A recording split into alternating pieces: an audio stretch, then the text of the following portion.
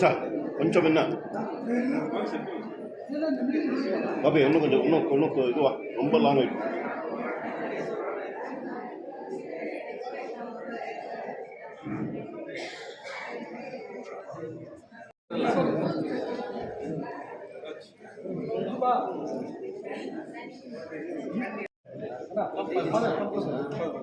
இன்னும் போயிருந்தீங்களா academic sir new इनके लिए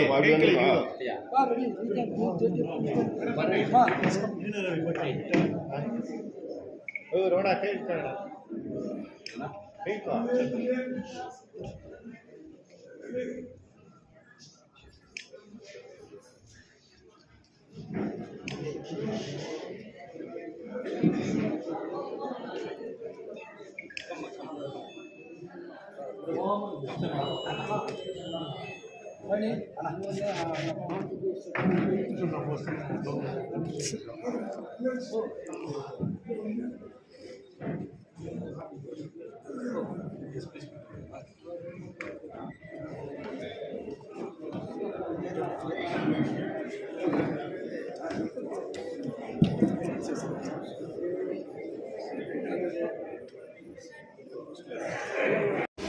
for holistic, planet-friendly and futuristic development. It is located just 95 kilometers from India's Silicon Valley, Bangalore. Administrative jurisdictions like BGML, BEML and municipal boundary are studied to understand the overall context. Nestled between the Chennai-Bangalore Expressway and the CBIC extension and easily accessible by railway, ports and airways. KGF has prominent domestic and international airports in its proximity, with the proposed ones at Devanahalli and Parandur within 2 hours distance. The Vision 2050 is to transform KGF into a dynamic economic hub, fostering innovation, sustainability and community prosperity. It focuses on diversifying the local economy to reduce dependence on a single economic generator to a basket of multiple economic drivers. This includes attracting businesses from various sectors. Environmental sustainability is a core principle of the vision for KGF 2050.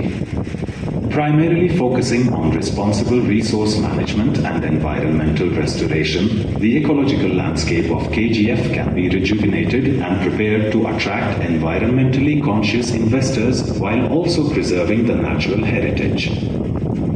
The regional landscape shows KGF is surrounded by the Deccan Plateau and the Eastern Ghats.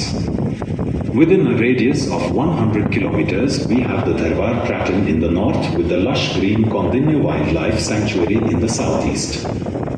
Other important cities like Bangalore, Hosur, Krishnagiri and Chittoor also fall in this radius and are well connected through land mode of transport. KGF has a moderate population of 0.01 million as per census 2011. Industrial profile around KGF shows a variety of agro-based industries, textile, manufacturing industries, along with tourism hotspots, proposed airports and IT hubs. Numerous industrial clusters are finding their way to plug into this network. KGF therefore has the advantage of becoming the fulcrum of growing and bustling industrial activities. Important nodes like Malur, Narspura, Kolar, Bangarpet, Kuppam, Moolbagal and Venkatagiri are accessible within an hour's distance. Majority of the industries are of manufacturing type, with a few construction and many agrotech industries sprawled across the region. Central to the Vision 2050 is the idea of community prosperity, where economic growth benefits all. Access to employment, education, healthcare, housing, cultural enrichment and recreation will promote social equity and a sense of belonging. The comprehensive plan adopts a multi-tiered approach with GIS mapping and reconnaissance survey to gather on-ground data. The gradual increase in built environment indicates expansion of the town. Extent of site has been delineated around the ecological features of the site. The potential development zones are predominantly located towards the expressway and the areas around the landing. Tail dumps have been demarcated as potential zones for repurposing land for ecologically non-intrusive development. The development pockets are zoned based on multiple parameters like ecology, transportation network, settlement pattern, tail dumps, and surrounding land use. The master plan has been conceived with a primary spine starting from the landing of the expressway connecting intermediate junctions, improving accessibility and reducing load on existing State Highway 96 passing through the old town. The land use distribution is planned integrating the 15-minute city concept for future development. The basket of opportunities available at KGF present a wide array of prospects for investors, leading the way for a prosperous township.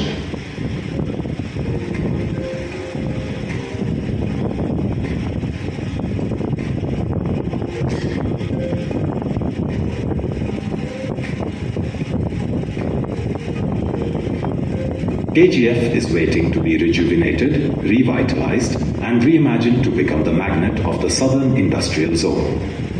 By developing state-of-the-art infrastructure for both public and private entities, economic diversification, strategic repurpose of existing built form, renewed opportunities, and preservation of its heritage, KGF can be transformed into a vibrant, resilient, eco-sensitive, and inclusive economy that ignites new and perpetual plethora of possibilities for years to come.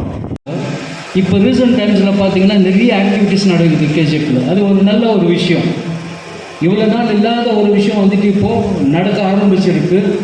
நிறைய proposals போயிருக்கு. மினிஸ்ட்ரியிலேருந்து சில positive efforts வந்துட்டு வந்திருக்கு.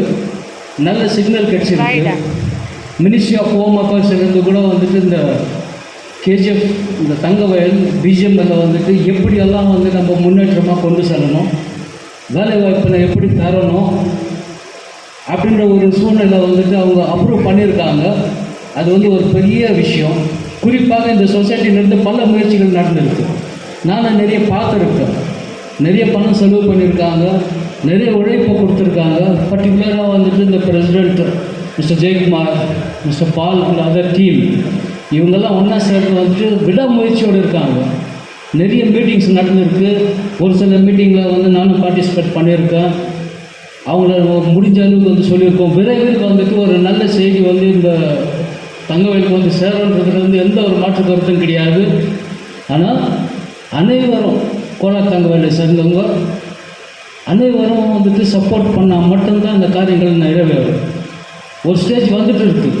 Positive Outlook இருக்குது. Industries வர்றதுக்கு நிறைய வாய்ப்பு இருக்குது. டூரிசம் சென்டர் பண்ணுறதுக்கு சான்சஸ் இருக்குது. மில்டெலிங்ஸ் குறிப்பாக இந்த சைனாய்டுன்னு சொல்கிறோம் இல்லையா, இந்த சைனாய்டு டம்ப் வந்துட்டு கூடிய விரைவில் குளோபல் டெண்டர் வர்றதுக்கு ஒரு வாய்ப்பு இருக்குது. அதனால் வந்து நிறைய எம்ப்ளாய்மெண்ட் ஆப்பர்ச்சுனிட்டி கிடைக்கும். அனைவரும் சேர்ந்து வந்து ஒத்துழைப்பு தரணும். தந்தால் மட்டும்தான் இந்த காரியங்கள் வந்து நிறைவேறும். அது இல்லாமல் பெங்களூருக்கு அடுத்து ஒரு சிட்டி இருக்குதுன்னு சொன்னால் சொல்லக்கூடிய அளவில் வந்துட்டு கோலார் தங்கவயல் மட்டும்தான். வேண்டிய அளவுக்கு வந்து லேண்ட் இங்கே மட்டும்தான் இருக்குது. அந்த பேரன் லேண்ட் வந்து எப்படி யூட்டிலைஸ் பண்ணணும் அப்படின்றது வந்து கவர்மெண்ட் ஏற்கனவே பிளான் பண்ணியிருக்காங்க. சொசைட்டி மூலமாக பல ப்ரொபோசல்ஸ் கொடுத்துருக்காங்க. எல்லா ப்ரொபோசல்ஸும் வந்துட்டு ஒரு ஆக்டிவ் கன்சிடரேஷன் இருக்குது. கண்டிப்பாக வந்துட்டு அதில் ஒரு 40% ப்ராஜெக்ட்ஸ் அப்ரூவ் ஆனாலுமே சரி, மிகப்பெரிய அளவில் இந்த கேஜிஎஃப்பில் வந்துட்டு ஒரு மாற்றம் ஏற்படும். ஒரு வருஷத்துக்குள்ளே இந்த மாற்றத்தை நம்ம எதிர்பார்க்கலாம். இது எல்லாருமே வந்துட்டு இந்த சொசைட்டிக்கு வந்து ஒன்றா சேர்ந்து நம்ம வந்து ஒரு சப்போர்ட் பண்ணியே ஆகணும். ஏன்னு கேட்டிங்கன்னா அவங்க வந்து வார்த்தையில் பேசலை, செயல் வடிவத்தில் செஞ்சிட்ருக்காங்க. நான் பார்த்துட்டு தான் இருக்கேன். இந்த சூழ்நிலையில் எனக்கு தெரிஞ்ச சில கருத்துக்கள், நம்ம போராடுறது கேட்குறது முறை பிரகாரமாக லீகல் ஸ்டேட்டஸ் உள்ளே தான் நம்ம கேட்கணும். எது கேட்டாலுமே அது ஒரு காமன் கான்ஷியஸ்ன்னு சொல்லுவோம். பொது நிலமாக எல்லாமே ஒன்றா சேர்ந்து ஒரு ப்ராஜெக்டு இது எண்ட் யூஸ் யாருக்கு போய் சேருதுன்றது ஒரு முடிவு நம்ம பண்ணணும். என்ன தேவை, இந்த கேஜிஎஃப்க்கு என்ன தேவை, இங்கே என்ன சூழ்நிலை இருக்குது, நம்மளால் எந்த இண்டஸ்ட்ரீஸ் கொண்டு வர முடியும் அப்படின்றத வந்துட்டு எல்லாம் ஒன்றா சேர்ந்து ஒரு ப்ரப்போசல் நம்ம கொடுக்கணும். அதுபோல் பல ப்ரப்போசல் கொடுத்துருக்காங்க.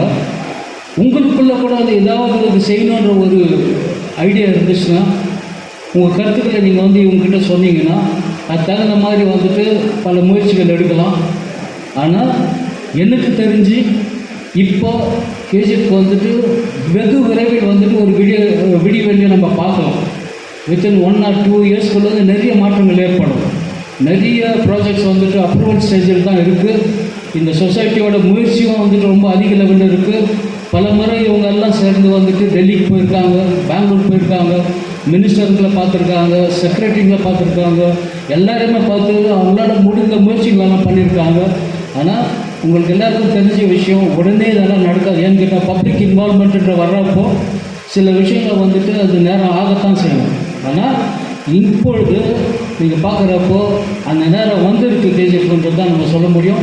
அதனால் எல்லோரும் இந்த சொசைட்டிக்கு இந்த ஆனுவல் ஜெனரல் பாடி மீட்டிங் இருக்கிற இந்த நாளில் அனைவரும் சேர்ந்து அவருக்கு ஒரு பலத்த கரகோஷம் கொடுத்து அவங்க என்கரேஜ் பண்ணணும்னு சொல்லிட்டு அவர்களை வாழ்த்தி இந்த சொசைட்டி மூலமாக பல விமன்ஸ் செல்வருக்கும் சரி, தாழ்த்தப்பட்ட மக்களுக்கும் சரி, மற்ற இண்டஸ்ட்ரீஸ் வர்றதுக்கு அவர்கள் செஞ்சிருக்கிற இந்த முயற்சிகளை நம்ம வந்து வெகுவாக பாராட்டி அவர்களுக்கு நன்றி சொல்லி நான் விடைபெறுகிறேன். வணக்கம்.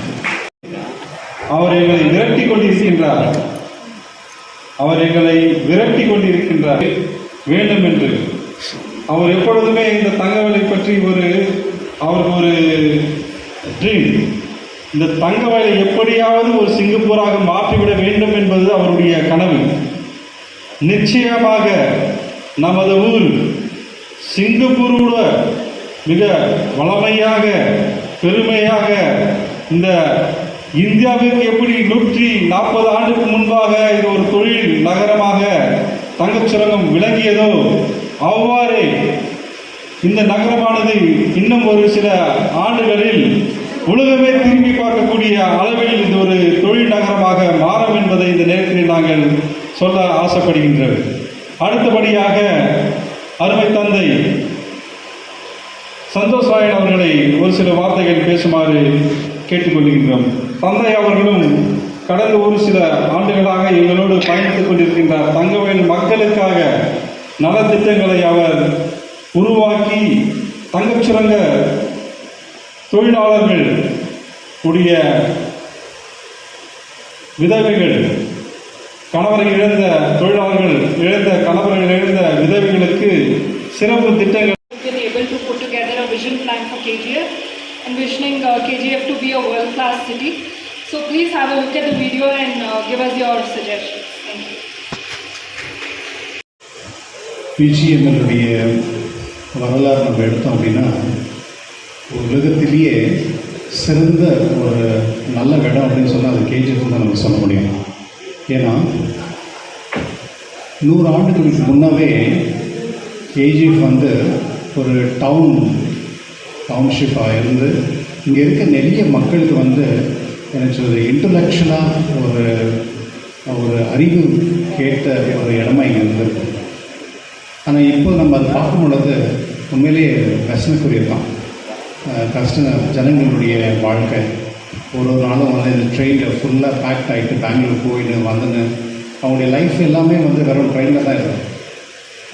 மக்களுக்கு வந்து எந்த ஒரு ஹோப்பும் இல்லாமல் ஒரு இருக்குது. லாஸ்ட்டு ஒன் அண்ட் ஆஃப் இயராக இருக்கும் பொழுது இந்த மாதிரி ஒரு குரூப் வந்து என்னை சந்திச்சிட்டு பொழுது நிறைய டிஸ்கஷன் நாங்கள் பண்ணோம். அந்த டிஸ்கஷன் பண்ணதில் வந்து ஒரு 4 ஐடியாஸ் நாங்கள் வந்து இதை இம்ப்ளிமெண்ட் பண்ணுறதுக்கு நம்ம யோசிச்சிருக்கோம். அது ரொம்ப பயனாக இருக்கும். ஃபர்ஸ்ட் ஆஃப் ஆல் வந்து இந்த ஹாஸ்பிட்டல், இந்த மெடிக்கல் ஹாஸ்பிட்டல் வந்து one of the best hospital. நிறைய பெட்ஸ் 800 பெட்ஸ் இருக்குன்னு சொன்னாங்க. ஆனால் ஃபேக்ட்ரி மூடும் பொழுது ஹாஸ்பிட்டலும் மூடிட்டாங்க. அதுதான் ரொம்ப கஷ்டமான ஒரு விஷயம். இப்போ அந்த ஹாஸ்பிட்டலை வந்து ரீஓப்பன் பண்ணி மறுபடியும் பழைய ஹாஸ்பிட்டல் மாதிரி இன்னும் ஒரு எக்ஸ்ட்ராடினரியாக ஒரு ஃபெசிலிட்டிஸ் வந்து மெடிக்கல் டூரிசம் அப்படின்ற ஒரு கான்செப்டோடு க்ரியேட் பண்ணுறதுக்கு நாங்கள் நிறைய பிளான் பண்ணியிருக்கோம். அது நிறைய பேர் இன்வெஸ்டர்ஸ் கூட அதுக்கு இன்ட்ரெஸ்ட் காமிச்சிருக்காங்க. கொஞ்சம் டைம் எடுக்கும், அது கண்டிப்பாக அது நடக்கும். அது ஒருவேளை நடந்துச்சுன்னா அட்லீஸ்ட் இங்கே இருக்கிற ஒரு 100 கிலோமீட்டரில் இருக்க ஜனங்களுக்கு வந்து இது வந்து ரொம்ப பயனாக இருக்கும் இந்த ஹாஸ்பிட்டல். ஒன்று. ரெண்டாவது வந்து ஆக்சுவலி வந்து இந்த மைனிங் டூரிசம் அப்படின்னு ஒன்று இருக்குது. அதாவது நிறைய இன்ஜினியர்ஸ் எல்லாம் வரவங்களுக்கு வந்து இந்த மைனிங் பற்றி எதுவுமே தெரியாது.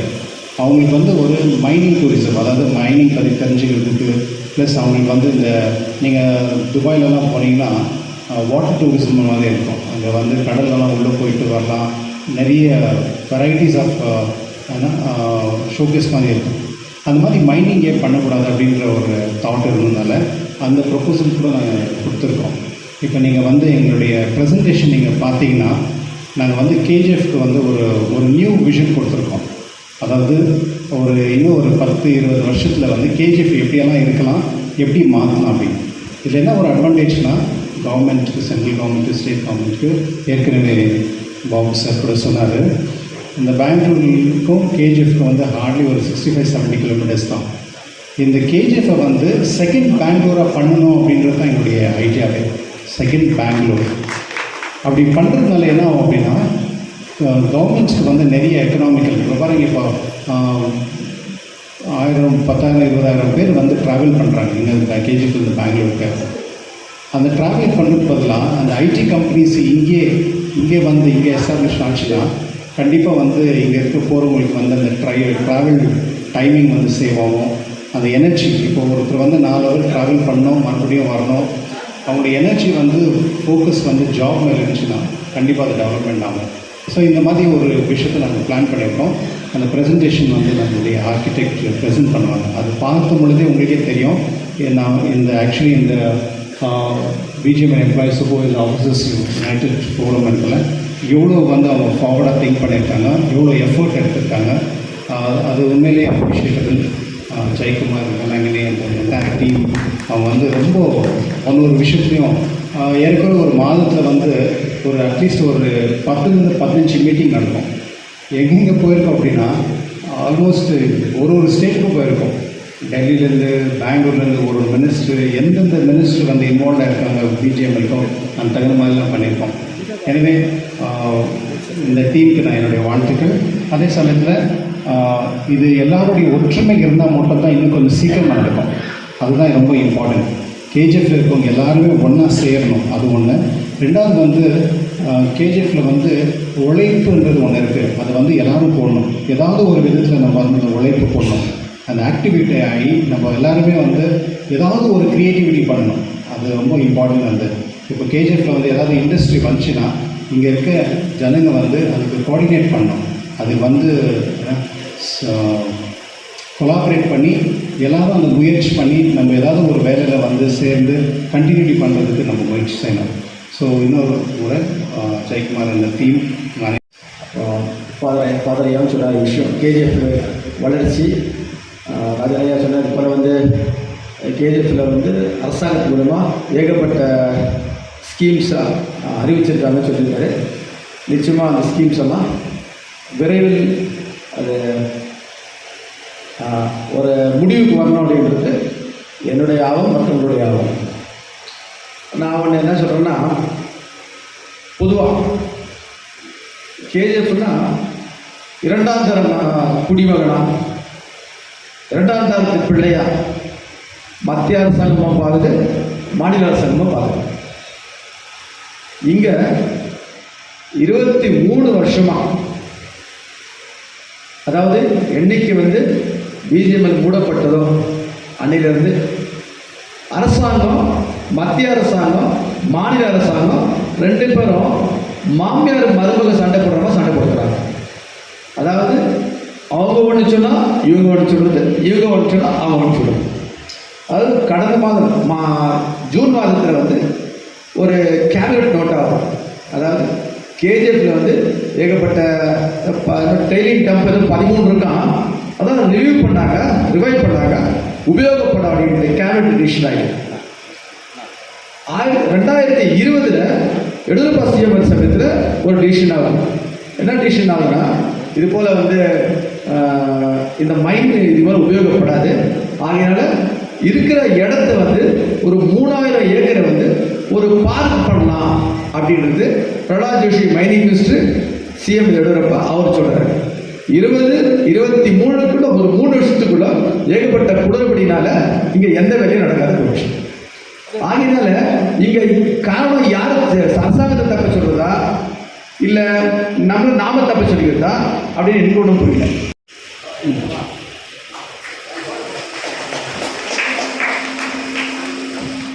அடுத்ததாக தங்கச்சுரங்க மக்களுக்காக பெங்களூரில் இருந்தாலும் கூட இன்னைக்கு கிட்டத்தட்ட 400 வீடுகள் மைனிங் பகுதியில் யாருக்கும் தெரிஞ்சோ தெரியலையோ பார்த்தீங்கன்னாக்கா ரிப்பேர் பண்ணி கொடுத்தது பிஎம்எஸ்எஸ் என்ற ஒரு அமைப்பு. கேட்டாக்கா கோயிலில் கட்டி கொடுத்தேன்னு கோயில் கிடையாது, அது கட்டி கொடுத்ததுக்கு முழு காரணம் ஃபாதர் சந்தோஷ் நாயர். அவர் தான் இன்னைக்கு பிஜிஎம் வந்து 400 வீடு ரிப்பேர் பண்ணி கொடுத்தது. இன்னும் கூட இல்லை, இன்னும் 1000 வீடு ரிப்பேர் பண்ணுறதுக்கு ஏற்பாடு பண்ணுகிறார். அவர் நாங்கள் இந்த நேரத்தில் வாழ்த்துகிறோம்.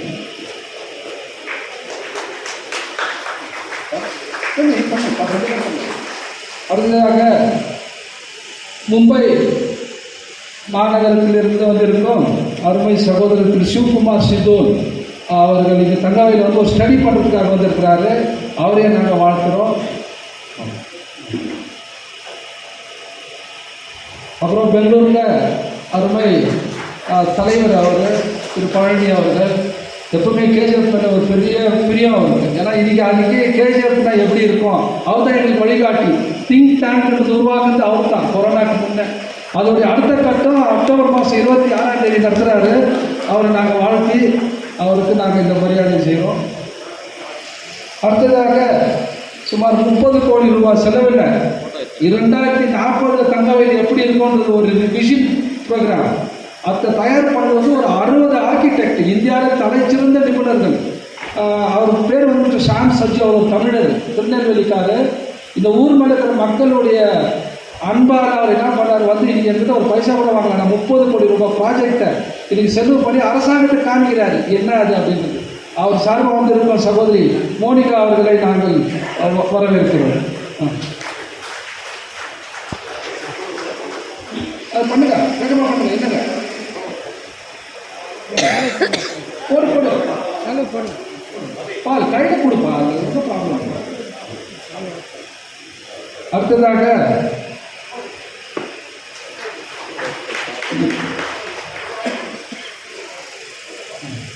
லேண்ட் யூட்டிலைசேஷன், இது பிஜேபி தனத்தை எப்படி யூஸ் பண்ணலான்னு அதுக்கு ஒரு புரி வச்சது வந்து அருமை சகோதரி பவ்யா. இன்னைக்கு அவங்க வரல, இன்னைக்கு அவங்க தான் வந்து கேஜிஎஃப் லேண்டை எப்படி யூஸ் பண்ணலான்னு சொல்லிட்டு கர்நாடகா ஹவுசிங் போர்டு மூலிமா ஒரு டவுன்ஷிப்பை உருவாக்கி டிமாண்ட் சர்வே பண்ணி அதை ரொம்ப சிறப்பாக பண்ணி எங்களெல்லாம் வழி நடத்துது அந்த அம்மா தான். இன்றைக்கி அவங்க வரல, ஆனால் இன்றைக்கி அவருடைய சகோதரர் திரு சதீஷ் பாபு அவர்கள் இங்கே வந்திருக்கிறாரு. அவர் நம்முடைய சொசைட்டியுடைய டைரக்டர். அவரை வந்து அவருடைய சார்பாக அந்த மரியாதையை ஏற்றுக்கொண்டபடி நான் கேட்டுக்கொள்கிறேன்.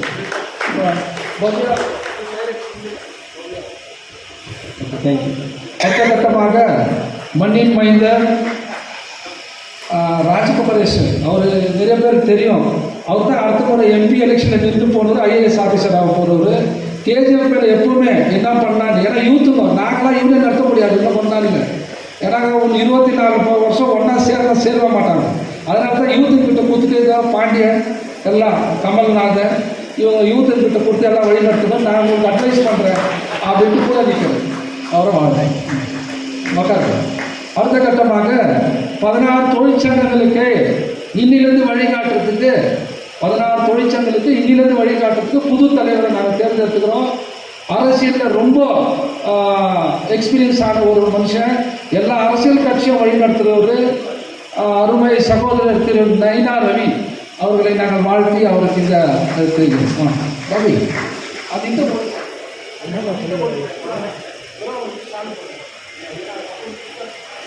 எதுக்குப்பா தலைவர்? அடுத்த கட்டமாக தலைவர் பிஜேபி ஜேடிஎஃப் புது தலைவர் இன்னிலிருந்து பதவி ஏற்றுக்கிறேன். ஸ்பெஷலாக ஆனர் பண்ணுவோம், அதான் பண்ணுமே சார், பண்ணுமே.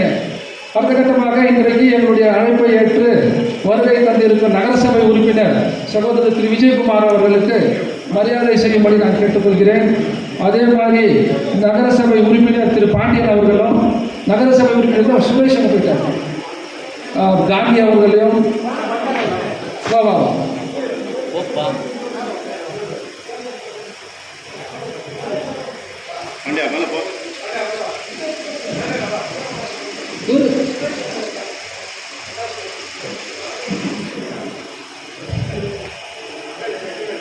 யாரு?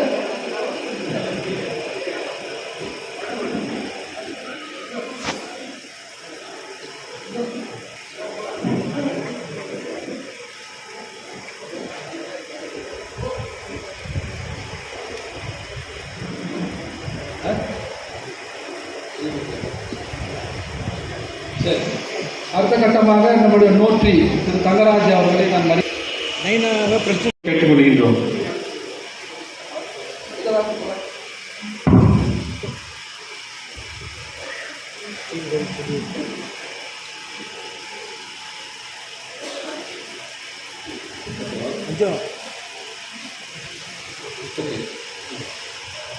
ಜೂಮ್ ಮಾಡು.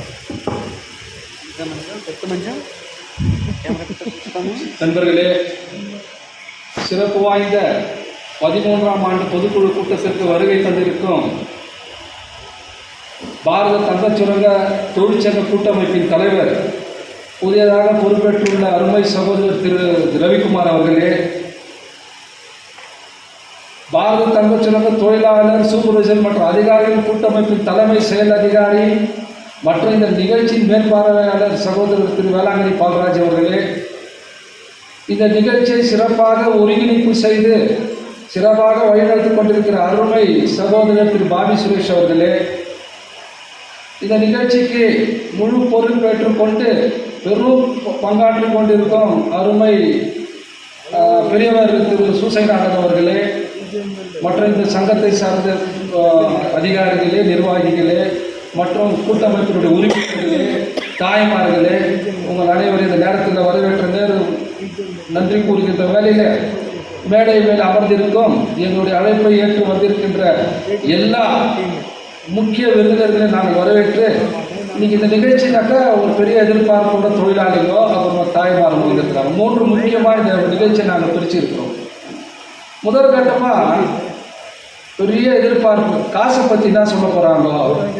இந்த கேஜிஎஃப்ல இன்னைக்கு பெரிய விஷயம், கவரில் காசு போட்டுருக்குறாங்க, அப்புறமா அடுத்த வாரம் கொடுத்துட்றாங்க. ரிட்டையர்டான ரைடர்களெல்லாம் போயிட்டு வேலைக்கு வச்சு அவங்க கணக்கு போட்டுருக்குறாங்க. இந்த போயிடுச்சு நம்புறதுக்கு ஆயிரக்கணக்கான இருப்போம், உண்மை சொல்கிறதுக்கு ஒருத்தருக்கு கால் இருக்காது. அதனால நாங்கள் வெறுத்துட்டோம், இதுதான் உண்மை. ஆனால் தொழிற்சங்கம்னு வந்த பிறகு அந்த பணிகளை விட்டு ஓடுறதுக்கு இல்லை, அதை எடுத்து செய்கிறதுக்கு தான். அன்பு நண்பர்களே, இன்னைக்கு என்ன நிலவரம் நீங்கள் பார்த்தீங்கன்னாக்கா, பணம் நிலுவைத் தொகை ஒரு ஹைகோர்ட் ஆர்டரில் 6% வட்டி போட்டு பணம் கொடுக்க சொல்லி ஒரு ஆர்டர். இந்த கேஸ் போட்டது வந்து அங்கீகரிக்கப்பட்ட தொழிற்சங்கம் 2007 வழக்கு எண் 973/2007 அது போட்டது அன்றைக்கி இருந்த தலைவர். அந்த வழக்கில் வந்து தீர்ப்பு வந்துக்குது. 24 மே மாதம் வழக்கில் தீர்ப்பு வருது. 6% வட்டி போட்டு கொடுங்க. இந்த வழக்கை எடுத்து நீங்கள் நல்லா கவனிச்சிங்கன்னாக்கா, திடீர்னு ஒரு குரூப் வருது, 20 வருஷத்துக்கு அப்புறம் ஒரு குரூப் வருது, திடீர்னு தொழிலாளிகள் மேலே அக்கறை வருது, திடீர்னு கேஸ் போடுறாங்க, திடீர்னு ஜெயிக்கிறாங்க, ரொம்ப சந்தோஷம். திடீர்னு அக்கறை வருது, சந்தோஷம். திடீர்னு வழக்கு போடுறாங்க, அவர் நிற்க வச்சு இந்த கேஸை நடத்துறாங்க, சந்தோஷம். ஏன் வந்தாங்க, எதுக்கு வந்தாங்கன்றது ஆப்ரேஷன் பண்ணி நாங்கள் அப்புறமா சொல்கிறோம். அவங்க அமைதியாக இருந்தாங்கன்னா நாங்கள் அமைதியாக இருப்போம். தவறாக எதனா பண்ணாங்கன்னா அது என்ன பிரச்சனை, ஏன் வந்தாங்கன்னு எங்களுக்கு தெரியும். அதனால் எங்களுக்கு தேவையில்லாத விஷயம். தொழிலாளர்களுக்கு ஒரு நல்லது நடக்கணும். கேஸ் ஆச்சு, 6% வட்டி போட்டு கொடுன்னு கொடுத்தாங்க. இன்றைக்கி அந்த கேஸ் வந்து என்ன ஆச்சு அதுக்கப்புறம்ன்றது நீங்கள் தெரிஞ்சுக்கணும். கேஸு டிஸ்போஸ் ஆனதுமே ஒரு நல்லா சொல்கிறேன் கவனிங்க. இந்த கேஸு நல்லா உட்காந்து படிச்சிங்கன்னாக்கா, ஒரு முழு பூசணிக்காவை சாப்பாட்டில் மனுஷன் கேள்வி கட்டுப்பிடிக்கும். இது நடந்திருக்கு. 2013 சுப்ரீம் கோர்ட்டு போன வரைக்கும் தான் அந்த ஹைகோர்ட்டில் இந்த கேஸ் நடக்குது. அதை பற்றி தான் டிஸ்கஸ் பண்ணுறோம் ஹைகோர்ட்டில். 2013 குளோபல் டெண்டர் சொன்னாங்களே, அதுக்கப்புறம் காசு கொடுக்கல, அதோட நின்றுச்சு. 2016 என்ன ஆச்சு, 2018 என்ன ஆச்சு, 2020 என்ன ஆச்சு, 2024 இன்னைக்கு என்ன ஆச்சு, கதையே இல்லை. இதெல்லாம் அந்த கோர்ட்டில் தெரிஞ்சிருந்தா இன்னைக்கு இந்த அரசாங்கம் இந்த மேனேஜ்மெண்ட் அப்பீலுக்கு போய் மாட்டாங்க. நல்லா தெரிஞ்சுக்கங்க. 2016 டெண்டரை ஸ்டாப் பண்ணது யாரு, மத்திய அரசு. MMDR சட்டம் கொண்டு வந்துட்டோம். அந்த சட்டத்தால குளோபல் டெண்டர் விட முடியாது, மாநில அரசாங்கத்துக்கு சொத்தை கொடுக்குற எடுத்துக்கொண்டுட்டான். நிற்க வச்சது யாரு, மத்திய அரசு.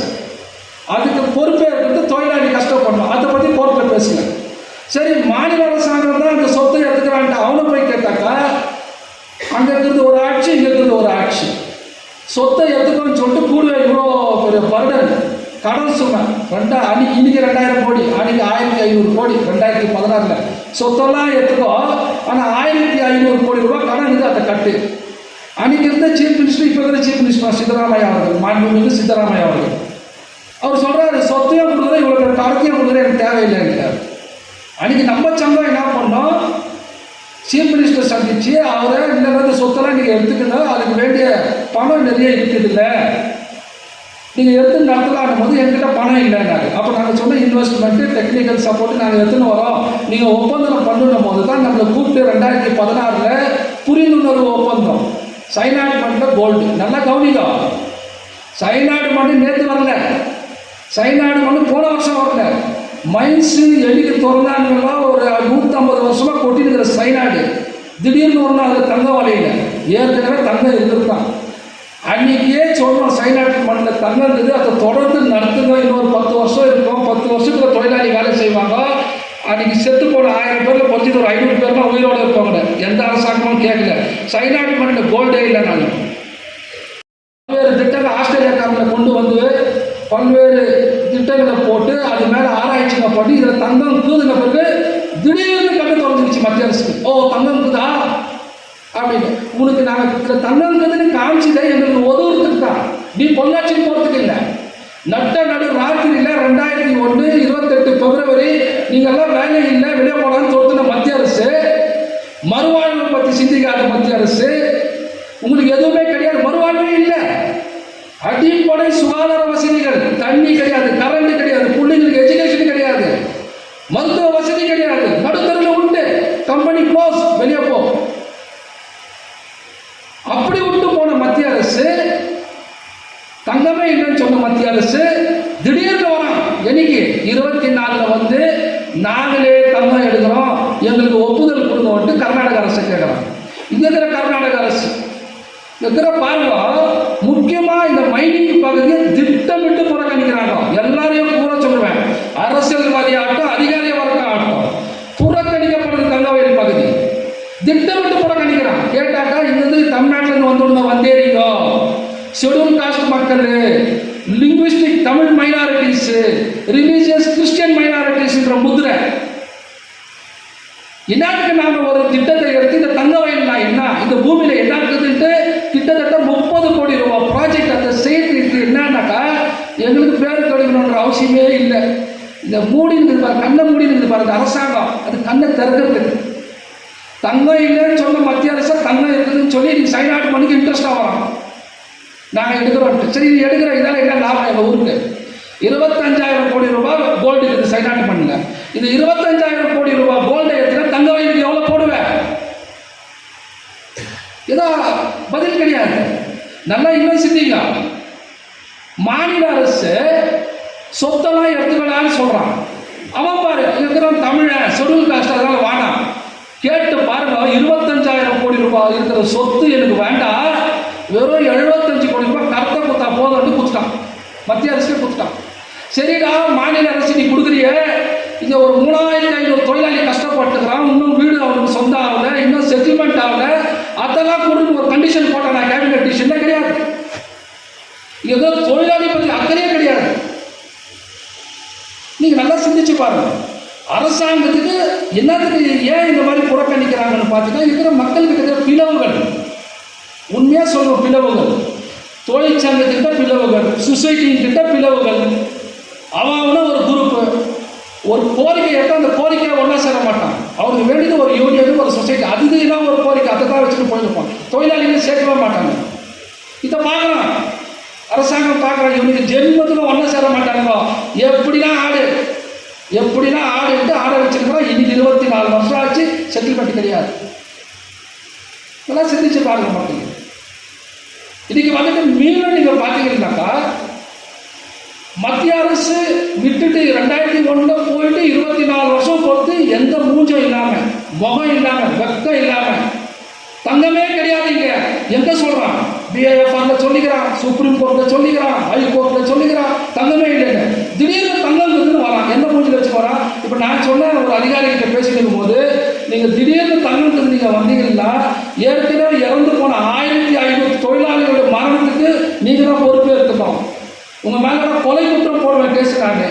நீங்கள் எடுத்த தவறான முடிவு, தவறான தகவலால் தான் நீங்கள் இன்னைக்கு தமிழில் மூடிட்டு இன்னைக்கு தொழிலாளிகள் நடுத்தர நிற்க வச்சு 1500 தொழிலாளி செத்தா 3500 குடும்பம் இன்னைக்கு தினக்கூலியாக ட்ரெயினில் போகுது.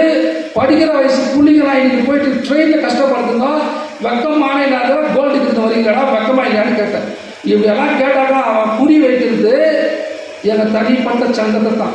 அரசாங்கத்தை கேள்வி கேட்கறது தான் எதிரி. அரசாங்கத்திட்ட குலாமாக்கணும்னு நல்லா பண்ணுவோம். இன்னைக்கு அரசாங்கம் ஆகட்டும், மேனேஜ்மெண்ட் ஆகட்டும், மத்திய அரசு ஆகட்டும், மாநில அரசு ஆகட்டும், எடுத்து கேள்வி கேட்கறது நாங்கள் மட்டும், நம்ம சங்கம் மட்டும்தான். வெறும் வாயில கேட்க மாட்டோம், எழுத்துப்பூர்வமாக கேட்குற பதில் சொல்ல மாட்டேன்றானுங்க, பதிலே சொல்ல மாட்டேன்றாங்க. இப்போ என்னாச்சு, இந்த பணத்துக்கு ஹைகோர்ட்டில் ஒரு ஆர்டர் வருது, 6% வட்டி போட்டு பணம் கொடுங்கன்னு. உடனடியாக என்னுடைய தலைமைச் செயல் அதிகாரியை நான் டெல்லி காமிச்சு அங்கே இருக்கிற புது managing director joint secretary mister Bajpai அவர் சந்திச்சார். கிட்டத்தட்ட ஒரு 10 நாள் அவர் டெல்லியில் தங்கி இருக்கிற மக்களுடைய குறையெல்லாம் சொல்கிறாரு. இன்னும் ஒரு 10 வருஷம் இருக்காதீங்க, அந்த காசை கொடுத்துருவோம், நமஸ்காரம் பண்ணிட்டு போயிடுவேன், எதனா பண்ணிக்கோன்னு. அவங்க பாரு, அதை பற்றி ஒரே ஒரு சிந்தனை கூட கிடையாது. தொழிலாளிகளா அப்படி யாரும் இல்லையா, அங்கே செட்டில் பண்ணி ஆச்சான்றான். இது எவ்வளோ ஒரு தவறான சிந்தனை பாருங்க. அப்புறம் இன்னொன்று 2016 எம்எம்டிஆர் சட்டத்தை சொல்லிட்டு திருப்பி இன்னொன்று 2018 சிபிஎஸ்சி கைட்லைன்ஸ்னு ஒன்று வருது. அப்படின்னா central public sector enterprises guidelines. இந்த கைட்லைன்ஸ் என்னன்னாக்கா, ஒரு கம்பெனியை மூடினா கடைபிடிக்க வேண்டிய நடவடிக்கைகள் என்ன அப்படின்ட்டு இப்போ இருக்கிற பிஜேபி அரசு ஒரு திட்டத்தை போடுறாங்க. ரொம்ப நாள் எடுக்கக்கூடாது, மூடுறதுக்கு முன்னே என்னென்ன தொழிலாளிகள் எப்படி செட்டில் பண்ணணும், வீடு எப்படி கொடுக்கணும், அவங்களுக்கு ஜூஸ் எப்படி கொடுக்கணும்ட்டு அழகாக டேட்டு போட்டு கொடுக்குறாங்க. 2 கம்பெனிக்கு இது பொருந்தோன்றாங்க. எப்படி பொருந்தோம்னா, ஏற்கனவே கேபினட் திட்டம் ஒப்புதல் பெறப்பட்டு மூடப்பட்ட கம்பெனிகள் இல்லை, இப்போ மூட போகிற கம்பெனிகள், இவர் 2 பேருக்கும் பொருந்தோன்னு கேட்டான். நான் என்ன பண்ணேன், ஆர்டிஐயில் 2018 கேள்வி கேட்குறேன், ஏன்பா இந்த சிபிஎஸ்சி கைட்லைன்ஸ் பிரகாரம் பிஜேபிக்கு பொருந்துமா? ஏன்னாக்கா ஃபர்ஸ்ட் பாயிண்ட், ஏற்கனவே கேபினெட் திட்டத்தின்படி மூடப்பட்ட கம்பெனி அப்படின்னும் போது அவங்களுக்கு கொடுத்த பதில் என்ன தெரியுங்களா? Hypothetical question. ஹைப்போதெட்டிக்கல்னா கற்பனையான கேள்வி. இந்த கற்பனையான கேள்வி என்னன்னாக்கா, நீ பைத்தியக்காரன். யார் பைத்தியக்காரன்? கற்பனை இருக்கிறவன் தான் பைத்தியக்காரன். அவன் எனக்கு கேட்குறான். அப்போ நான் கேட்குறேன், 3500 தொழிலாளி இருந்ததுன்னா கற்பனை. ஹைகோர்ட்டில் 8 கேஸ் ஆச்சு, அது கற்பனை. சுப்ரீம் கோர்ட்டில் கேஸ் ஆச்சு, அது கற்பனை. கேபினட் 2006 ஜூலை மாதம் 26 நடந்தது கற்பனை. இதெல்லாம் கற்பனையான்னு கேட்டு உடனே என்ன பண்ணுறான், பயந்துன்னு இது ஒரு அதிகாரி நிர்ணயிக்கிறான். அவர் கூட பேச்சுவார்த்தை பண்ணுவோம். 2018 பேச்சுவார்த்தைக்கு என்னை கூப்பிட்டானுங்க. என்னான்னு கேட்குறாங்க. நான் சொன்னேன், இந்த சிபிஎஸ்சி கைட்லைன்ஸ் பிரகாரம் பிஜேபி தொழிலாளிகள் வர வேண்டிய பாதி நிலுவை பணம் 2007 வேஜஸ்கள் பிரகாரம் செட்டில் பண்ணிட்டு நமஸ்காரம் பண்ணிட்டு போயிடுறாங்க. அவரால் பதில் சொல்ல முடியும். சார்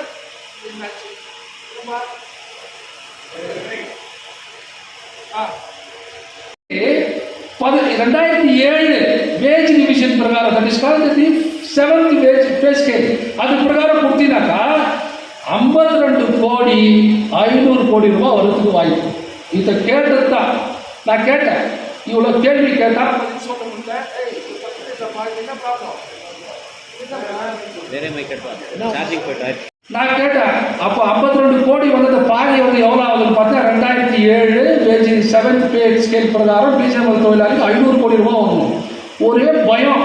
நீங்கள் நம்பினா நம்ப பாருங்க, இல்லாட்டி என்ன கூகுளில் போய் பாருங்க, என் பேரே போட்டு பாருங்க, ஜெயக்குமார் போராடுறது என் வீட்டுக்கு கிடையாது, எனக்காக. ஏன்னா நானே தொழிலாளி, நான் வாங்கினா உங்களுக்கெல்லாம் கட்சிடும். அது ஒரு நம்பிக்கை. ஏன்னா தொழிலாளிகள் 24 வருஷமாக கூட்டுனுக்கிறேன். வாங்க, எவனா போய் சொன்னால் போய் கியூ நின்று கட்டுவானுங்க. நாங்கள் உண்மை சொல்லி கஷ்டப்பட்டு கூப்பிட்டாக்கா இந்த காதில் வாங்கி இந்த காதில் விட்டுருவாங்க. போய் பாருங்க. அதில் இந்த ஆர்டிஐ ஜெயக்குமார் நீங்கள் போய் பார்த்தீங்கன்னாக்கா, இன்னைக்கு அந்த சிபிஎஸ்சி கைட்லைன்ஸை டிஃபர் பண்ணுறாங்க. இதில் இவ்வளோ பிரச்சனை பண்ணுறாங்க, எல்லாத்தையும் நோண்டுறாங்க சொல்லிட்டு சட்டத்தையே மூட்டாங்க. 2019 என்ன பண்ணுறான், ஜெயக்குமார் யூனியன் அழிக்கணும்ட்டு ஒரு யூனியனை உருவாக்குறாங்க. மேனேஜ்மெண்ட் உருவாக்குறது ஒரு யூனியனை. செட்டில்மெண்ட் நீ போய் கேஸ் கேள்வி போடுன்றான். யார் திடீர்னு வந்தாங்கன்னு இப்போ உங்களுக்கு தெரியும் விஷயம். யார் திடீர்னு அவங்க வந்தாங்க.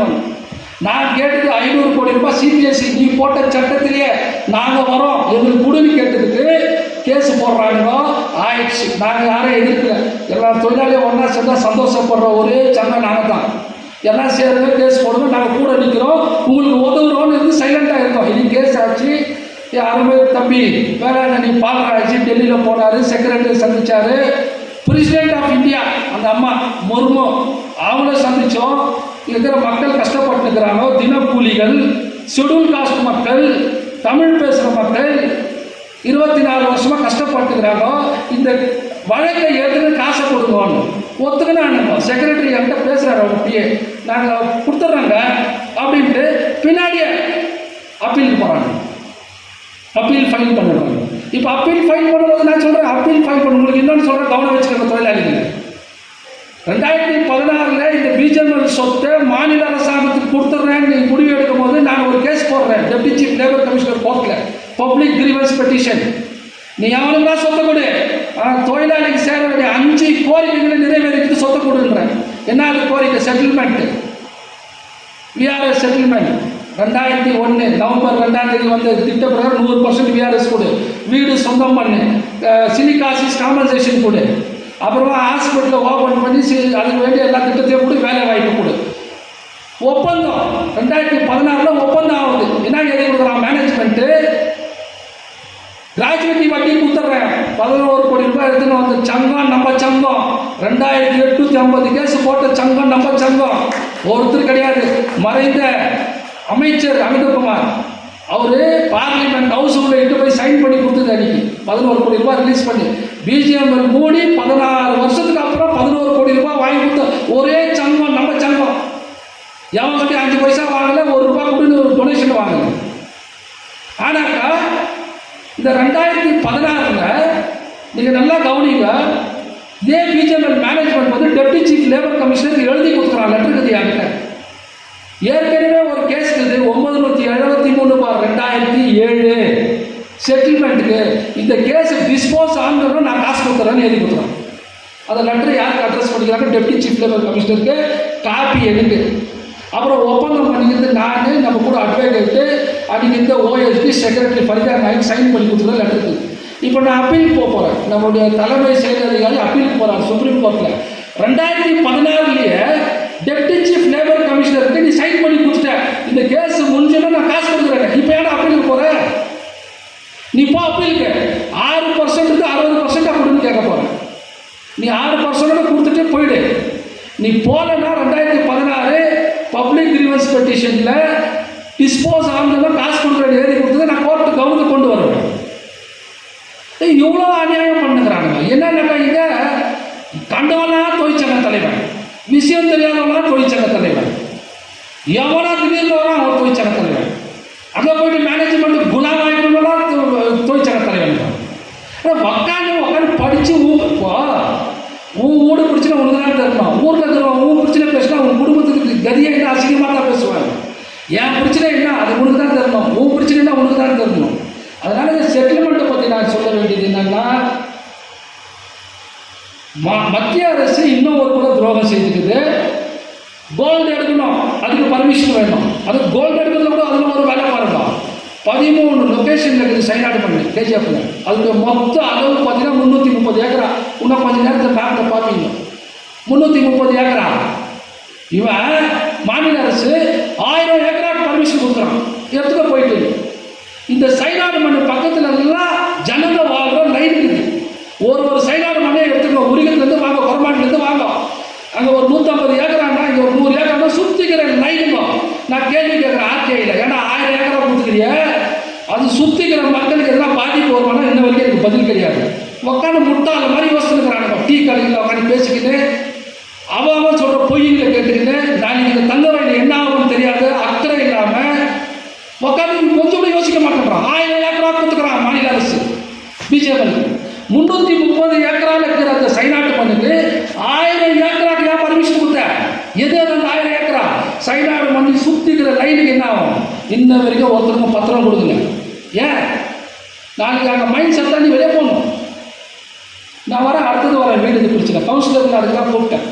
அவன் வந்துக்கிறாரு. நம்ம எவ்வளோ ஜெயிச்சு மைனிங் ஏரியாவில் ஜெயிச்ச கவுன்சிலர்களுக்கு நம்ம சங்கத்துக்காரங்க போய் நம்ம தம்பி பாவி வீடாக போயிட்டு வாங்க, என்ன பிரச்சனை பற்றி பேசுகிறாங்கக்கா எவ்வளோ இன்ட்ரெஸ்ட் பாருங்க. கவுன்சிலர் மைனிங்கில் ஜெயிச்ச கவுன்சிலர், அவர் நான் மைனிங் ஏரியா கவுன்சிலர் வந்துக்கிறாரு. இதெல்லாம் சிந்திச்சு பாருங்கள் நம்ம மக்கள் எப்படி இருக்கிறாங்க. நீங்கள்லாம் உங்களை ஓட்டு உரிமையை தவறாக பயன்படுத்துறதுனால 500 ரூபாய் 1000 ரூபாய்க்கு அடிமையாகிறதுனால இன்னைக்கு கூட நீங்கள்லாம் அகதிகளாக தான் இருக்கணும். வீடு இதுவாங்க செட்டில்மெண்ட்டு நீங்கள் ஒன்றும் கவலைப்படாது. நம்ம சங்கத்தில் இன்னைக்கு பொதுக்குழுவில் ஒரு தீர்மானம் நிறைவேற்றிருக்கிறாரு நம்மளுடைய செயல் அதிகாரி. ஹைகோர்ட்லையும் சுப்ரீம் கோர்ட்லையும் அப்பீல் போட்டு 6 இல்லை 60% வாங்குவோம். இல்லையா நாளைக்கே செட்டில்மெண்ட் பண்ணலாம். டிலே பண்ணினா டபுள் ஆகும். எப்படி நாங்கள் சர்வீஸ் கிராஜுவேட்டில் போயிட்டு பிலேட்டட் செட்டில்மெண்ட்டுக்கு வட்டி வாங்கணும் பீனல் இன்ட்ரெஸ்ட்டு, அந்த மாதிரி இதுக்கும் வாங்கிடுவோம். அதனால இந்த பொதுக்குழு மூலிமா நான் மத்திய அரசை கேட்கறது என்னன்னா, பிஜேபி நிர்வாகத்தை கேட்கறது என்னன்னா, சேலஞ்சு பண்ணாதீங்க அரசாங்கத்தை. நாங்கள் சேலஞ்சு பண்ணல, சட்டப்பூர்வமாக கேட்குறோம். நீங்கள் எங்களுக்கு சேர வேண்டிய அந்த பணத்தை உடனடியாக கொடுங்க. இருக்கிற தொழிலாளி அந்த காசை வச்சுக்கலாம் போய்ச்சிக்கிட்டோம். இது ஒரு கோரிக்கையை நாங்கள் வச்சுக்கிறோம். அடுத்த கட்டமாக நண்பர்களே, வீடு பார்த்தீங்கன்னாக்கா விக்ரமாதித்தன் கல்ல மாதிரி போயிடணும். வீடை பற்றி ஒருத்தோட சிந்திக்கிறது இல்லை. எவனா கேள்வி கேட்குறான், எவனா வந்து நம்ம கேட்குறான். நல்லா சிந்திச்சு பாருங்கள். நீங்கள் இருக்கிற வீடு, இருக்கிற மைனிங் ஏரியாவில் இருக்கிற வீடு யாரால ரிப்பேர் பண்ண முடியுமா? இடிச்சு கட்ட முடியுமா? நல்லா சிந்திச்சு பாருங்க. திடீர்னு வருவான், ஏன் கட்டுறானுமா? நீங்கள் எஸ்டிபிபி தொழிலாளியாக இருந்தால் கூட சரி, உனக்கு உரிமை இல்லை. கேள்வி கேட்கறதுக்கு ஆளுக்கிறான். உன்னை வந்து பார்த்தீங்கன்னா நல்லா கவனிங்க. தமிழ்நாடு பக்கம் போனீங்கன்னா அந்த அகதிகள் முகாம் இருக்கும் ஸ்ரீலங்காவில். அந்த வந்துடும், அவங்க ஒரு கேம்ப் கற்றுப்பான். அவன் வந்து நீ அங்கே இருக்கணும், நீ சுண்ணாம்பு கூட அடிக்கூடாது வீட்டுக்கு. அரசாங்கம் என்ன கொடுக்குது அதை வாங்கி நீ சும்மா பண்ணணும். இதே நிலை தான் இன்னைக்கு மைனிங் பகுதியில் வாழ்கிற மக்கள் அனுபவிச்சுதான் நான் ஒருத்தருக்கும் சொன்னேன். எப்படி நீங்கள் பார்த்தீங்கன்னா 150 வருஷம் மக்கள் வாழ்கிற பகுதி மைனிங் ஏரியா. ஜெயிச்சுட்டே இருக்கிறாங்க எம்எல்ஏ எம்பின்னு. இன்னி வரைக்கும் மைனிங் ஏரியாவில் ஒரு பெட்ரோல் பங்க்குதா, ஒரு ஏடிஎம்க்குதா, ஒரு மார்க்கெட்டுக்குதா, ஒரு பஸ் ஸ்டாண்டுக்குதா, ஒரு கவர்மெண்ட்டுடைய அமைப்புக்குதா, இங்கே இருக்கிறதெல்லாம் காலி பண்ணுகிறாங்க. என்ஐஎம்ஹெச் தூக்கிட்டானுங்க, 2 போலீஸ் ஸ்டேஷனை தூக்கிட்டானுங்க, ஆர்டிஓ தூக்கிட்டானுங்க. இருக்கிறதெல்லாம் போயிடுச்சு. கொஞ்சம் கூட சொன்ன இல்லாமல் இன்னும் கூட இருக்கிறாங்க மைனிங் மக்கள். பேசுகிறாங்க எதிரி எல்லாம் திட்டுறாங்க. ஏன் வேற எப்படி கேட்க தோணுங்க? நல்லா நீங்கள் சிந்திச்சு பாருங்க. திட்டமிட்டு புறக்கணை படிக்கிற மைனிங் பகுதி எல்லாமே இருந்தது. 8-6 ரயில்வே ஸ்டேஷன் மைனிங் பகுதியில் என்ன அளவுக்கு வளர்ச்சி காணும். சின்னதாக ஒரு பஸ் ஸ்டாண்டோட வளர்ச்சி வளர்ச்சி ஆகுது. இத்தனை ரயில்வே ஸ்டேஷனுக்கு ஏன் வளர்ச்சி ஆகல? ஏன்னா நீங்கள் யாருமே உரிமையாளர் கிடையாது. சொத்துக்களுக்கு நீங்கள் உரிமையாளர் கிடையாது. நாளைக்கு நீ வெளியே போனால் வெளியே போயிடணும். இவனுக்கு வந்து என்னன்னாக்கா இருக்கிற தங்கத்தை கொள்ளடிக்கணும், சர்பஸ்ல கோல்டு எடுக்கணும், ஷாலோவில் கோல்டு எடுக்கணும், சைனாட்மெண்ட்டில் கோல்டு எடுக்கணும். அங்கே இருக்கிற மக்கள் இருந்தால் அது நம்மளுக்கு தொல்லை. இன்னைக்கு கொடுத்துக்கிறாங்க ஒரு பொசிஷன் சர்டிஃபிகேட். காரணம் பார்த்தீங்கன்னா 1000 பேர் வாங்கிக்கிறீங்க பொசிஷன் சர்டிஃபிகேட். இன்னும் 1800 பேர் கொடுக்குற தலைவரை ஏன் கொடுக்கலன்னு ஒருத்தர் கேள்வி கேட்கல. அந்த பொசிஷன் சர்டிஃபிகேட் நீங்கள் பார்த்தீங்கன்னா நல்லா தெரிஞ்சுக்கணும். பொசிஷன் சர்டிஃபிகேட் தமிழில் உடைமை பத்திரம், நாங்கள் தேர்ந்தெடுத்த உரிமை பத்திரம். Absolute sale deed or possession certificate. எது வித்தியாசம்? பொசிஷன் சர்டிஃபிகேட் என்னன்னாக்கா, பாண்டியனை கூப்பிட்டு பாண்டியா கூட கொஞ்சம் பார்த்துக்க போயிட்டு வரேன்ட்டு நான் ஒரு 10 வருஷம் பொறுத்து பாண்டியை வந்து உரிமை கொண்டாடிட்டு வரேன். அந்த வீட்டுக்கு கொடுத்துட்டு தானே சார் போனேன், வெளியே போகணும். That's called a position certificate. Position keep it under your position இருக்கும். நான் கேட்குறது அப்சல்யூட் சேல் டீட். நீ சேல்னு போட்டேன், ஹைகோர்ட் ஆர்டரில் சேல் இருக்குது, கேபினட் டிசிஷனில் சேல் இருக்குது. நீ காசு பிடிச்சப்ப கேட்டு சேல் அக்கௌண்ட் சேல் ஆஃப் ஹவுஸ்ன்னு போட்டேன். சேல்னு போட்ட பிறகு ஏன்னா பொசிஷன் சர்டிஃபிகேட் கொடுக்குறேன்னு கேட்குறேன். அப்புறம் இன்னொன்று கவனிக்கலாம். மொத்தம் 2806 பேர்கிட்ட காசு பிடிச்சிக்கிறாங்க. அவன் காசு பிடிச்சிக்கிறது 1600 ஸ்கொயர் ஃபீட், 160 ஸ்கொயர் ஃபீட். இன்னும் எதெல்லாம் தகுமா? நான் இன்னைக்கு சேலஞ்சு பண்ணி சொல்கிறேன். இந்த மைனிங் பகுதி மாரிக்குப்பத்துலேருந்து கொரமாட்டி வரைக்கும் போகும். எந்த தொழிலாளினா வெறும் 160 ஸ்கொயர் ஃபீட்டில் விடுகிறாரா? அவர் கஷ்டத்துக்கு அக்கம் பக்கம்லாம் விரிவடைஞ்சு பெருசாக பண்ணி வச்சுக்கிறாரு. மேனேஜ்மெண்ட்டுக்கு நல்லா தெரியும். 10 முறை சர்வே பண்ணிக்கிறாங்க. பிஜேபி ரெக்கார்டு பிரகாரம் 160 ஸ்கொயர் ஃபீட்டு. அதுக்கப்புறம் அது எக்ஸ்டெண்ட் ஆகுது. எவ்வளோ அது சர்வே இருக்குது நல்லா தெரியும். பாருங்கள் மக்களே, இவன் காசு பிடிச்சது 160 ஸ்கொயர் ஃபீட், 150 ஸ்கொயர் ஃபீட். அதுக்கு பத்திரம் கொடுக்குறான். மீதி நீ எக்ஸ்ட்ரா கட்டுறதுக்கு பத்திரம் இல்லை. இப்போ அது எத்தனை போய் ரிஜிஸ்ட்ரேஷன் பண்ணினா பத்திரத்தில் எவ்வளோ போட்டுக்கிறான் அவ்வளோத்துக்கு தான் உனக்கு உரிமை. அப்புறம் நீ எக்ஸ்டெண்ட் பண்ணிக்கிற பாரு, நீயும் 10 வீட்டுக்காரங்க அடிச்சு சாகணும். அதுதான் அவனுக்கு வேண்டி. That is called the social disorder. மக்களுக்கு மக்கள் அடிச்சு சாகணும்னு இருக்கிற அதிகாரிகள் திட்டம் பண்ணுறாங்களோ அதுக்காக தான் என்ன பண்ணுறாங்க, என்ன சொல்றது, கோர்ட்டு சொல்லி கொடுன்னு, கேபினட் சொல்லி கொடுன்னு, நீ காசு பிடிச்சிட்ட. அப்புறம் இன்னொரு விஷயம் தெரிஞ்சுக்கணும், சில விஷயத்த. இந்த விஷயத்த 2010 தொழிலாளிகளுக்கு இந்த வீடு முழுசா கொடுங்க, வெறும் பாதி மட்டும் பிடிச்சிக்கிறீங்க, முழுசா பிடிங்க காசுன்னு கேட்கும் போது, இங்கே ஒருத்தர் இருந்தார் மண்ணின் மைந்தர், ரொம்ப பெரியவர் அதிகாரி சம்பத்குமார். அவர் போய் ஹைகோர்ட்டில் ஒரு கேஸ் போடுறாரு. வழக்கு 244/2010 எடுத்துக்கோங்க. நான் பிஜேபி தொழிலாளி, பெரிய அறிவாளி கிடையாது, தூக்கத்தில் கேட்டால் கூட வழக்கு சொல்லுவேன். அந்த வழக்கு என்னன்னு பார்த்தீங்கன்னா, பிஜேபி தொழிலாளிகளுக்கு வீடு விற்றுட்டோம். அந்த வீடு ரொம்ப கம்மி காசு விற்றுட்டோம், 10 ரூபா 20 ரூபா 30 ரூபான்னு அவன் எக்ஸ்டெண்ட் பண்ணி வச்சுக்கிறான். அந்த எக்ஸ்டென்ஸ் பண்ண இடத்துக்கு நாங்கள் காசு வாங்கும் போது மார்க்கெட் ப்ரைஸ் சார்ஜ் பண்ணுறதுக்கு பர்மிஷன் கொடுக்கணும். நீ எக்ஸ்டெண்ட் பண்ண போகிற வீடு, அந்த வீடுக்கு எக்ஸ்டென்ஷனுக்கு மார்க்கெட் ப்ரைஸ் ஒரு ஸ்கொயர் ஃபீட்டு 500 ரூபாயிலேருந்து 1000 ரூபாய் வரைக்கும் கட்ட முடியுமா தொழிலாளியால்? அன்றைக்கி தெய்வதிகமாக ஹைகோர்ட்டில் நான் இருந்தேன். அந்த கேஸில் நான் போய் தலையிட்டேன், ஏற்றுட்டு அன்றைக்கி ஒரு எம்எல்ஏ இருந்தார், அவர்கிட்ட சொல்லி நான் வாங்கின ஒரு பத்திரம் 2002, 2003, 2010, 2011 வரைக்கும் பிஜேபி ஒரு ஸ்கொயர் ஃபீட் லேண்ட் எவ்வளோ கவர்மெண்ட் ரெக்கார்டு பிரகாரம் எடுத்து பார்த்தா 12 ரூபாய். இப்போ அரசாங்கம் நம்மளுக்கு கொடுத்துருக்கு 10 ரூபாய் 20 ரூபாய் 30 ரூபாய், கவர்மெண்ட் ரேட்டை 12 ரூபாய். அப்புறம் எங்கே கன்செஷன் உங்களுக்கு? நம்ம கவர்மெண்ட் ரேட்டை விட ஜாஸ்தியாக கட்டிக்கிறோம். இதை எடுத்துட்டு நான் டெல்லிக்கு போகிற மினிஸ்டருக்கு, தின்ஷா பட்டேலுக்கு அமைச்சர், அவர்கிட்ட நான் போய் கேட்குற ஒரு குழு, அப்போது இருந்த எம்எல்ஏ தொழிற்சங்கங்க அப்புறம் மந்திரிகள்லாம் உக்காந்து பேச்சுவார்த்தை பண்ணுறோம். கேட்குறாரு என்னன்னாக்கா, எங்கள் தொழிலாளிகளுக்கு வீடுன்றது ஒரு கனவு. இன்னைக்கு பிஜேபியில் 15,000 பேர் தினக்கூலியாக போயிட்டு வராங்கன்னா உறவுறதுக்கு ஒரு வீடு இருக்குது, கேள்வி கேட்கறதுக்கு யாரும் இல்லை, சமாதானத்தில் தான் நீங்கள் வீட்டுக்கு வேலைக்கு போயிட்டு வரீங்க. இந்த வீடே நாளைக்கு ஒரு கொஸ்டின் ஆகிடுச்சுனாக்கா உங்களால் வேலை செய்ய முடியாது. நல்லா சிந்தனைக்கு பண்ணிக்கணும். அதனால் என்ன ஆகுதுனாக்கா, இந்த வீடே நாங்கள் முழுமையாக தொழிலாளிக்கு போய் சேரணுன்றதுக்காக அந்த எதோ எக்ஸ்டெண்ட் பண்ணிக்கிறாங்க. அது கூடவே கேட்குறேன், மந்திரி கேட்குறாரு என்ன பண்ணலாம்னு. அந்த கோர்ட் ஆர்டர் 2244/2010 ஜட்ஜி சொல்கிறாரு, இன்னைக்கு இல்லை நாளைக்கு இல்லை, இன்னும் 100 வருஷம் பொறுத்தவரை பிஜேபி தொழிலாளிக்கு நீ வீடு கொடுத்தீங்கன்னாக்கா 2002, 2003 என்ன ரேட் இருந்துச்சு அந்த ரேட்டுக்கு தான் இந்த வீடு கொடுக்கணும்னு ஆர்டர் இருக்குது. எவ்வளோ பேருக்கு தெரியும் தொழிலாளிகளுக்கு இந்த ஆர்டர் பற்றி? ஒருத்தருக்கும் தெரியாது. 2002 இது சொல்லவே மாட்டான் மட்டும் தொழிற்சங்கத்துக்காரன், ஏன்னா எல்லாம் குலாம் மேனேஜ்மெண்ட். இந்த கேஸ் எடுத்துன்னு போயிட்டு நான் என்ன பண்ணுறேன், மினிஸ்டர்கிட்ட கொடுத்து பாரு ஆயிடுதுக்கும் 256வது பிஜிஎம்எல் போர்ட் ஆஃப் டைரக்டர் மீட்டிங்கில் இந்த கோர்ட் ஆர்டர் முழுசாக நாங்கள் ஏற்றுக்கிறோம்ட்டு ஆர்டர் போட்டுக்கிறோம். அந்த காப்பியை கையில் வாங்கி வச்சுக்கணும் சொல்லிட்டு மினிஸ்டர் சொல்கிறார், சந்தோஷமா ஒரு ஸ்கொயர் ஃபீட் எவ்வளோ போட்டு 12 ரூபா போடுவேன். வானா உனக்கும் வேணா எனக்கு வேணா 30 ரூபா போடுறேன் எக்ஸ்ட்ரா, அப்படியெல்லாம் ஆகாது. 1000 ஸ்கொயர் ஃபீட்டுக்குள்ளே இருந்தால் 10 ரூபா, 1000 2000 ரூபா இருந்தால் 20 ரூபா, 2000க்கு மேலே போனால் 30 ரூபா ஒருத்தருக்கு சைன் போட்டு மந்திரிகிட்ட சொல்கிறேன், நான் இப்போ வெளியே போதும் இவங்க மாற்றிடுவாங்க. என்ன பண்ணுறேன், புள்ளிட்டின் வெளியே சொல்லு.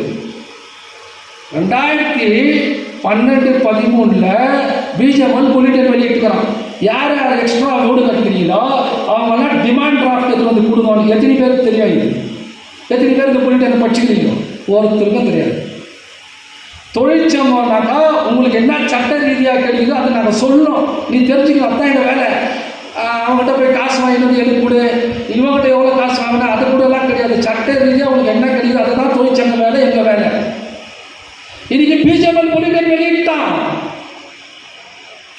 கோர்ட் ஆர்டர் ஆயிடுச்சு, போர்ட் ஆஃப் டைரக்டர்ஸ் அப்ரூவல் ஆயிடுச்சு, காசு கட்டணும். ஆனால் அதை உங்ககிட்ட காசே வாங்காத வெறும் பாதி வீடுக்கு பொசிஷன் சர்டிஃபிகேட், மீதி வீடு கொடுக்கணும்னு கொடுக்கவே.